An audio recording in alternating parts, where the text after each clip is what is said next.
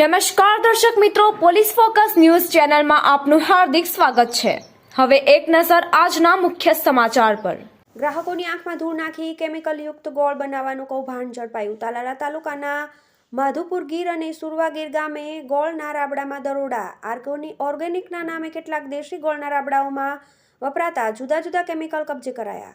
ગીર સોમનાથ જિલ્લામાં ગોળનું 30 લાખ ડબ્બાની વધુ વ્યાપક પ્રમાણમાં ઉત્પાદન થાય છે અને આ ગોળ ગુજરાતના ચારેય ખૂણે તેમજ દેશના કેટલાક રાજ્યોમાં પણ જાય છે।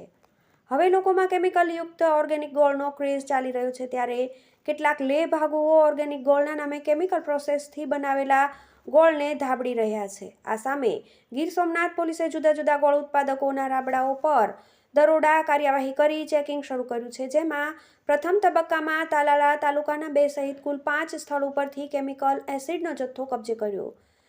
એસઓજી બ્રાન્ચે એસિડનો જથ્થો કબજે કરી ફૂડ એન્ડ ડ્રગ્સ વિભાગને તપાસ માટે સેમ્પલ મોકલતા તાલાલા પંથકમાં ચકચાર ફેલાયેલ છે।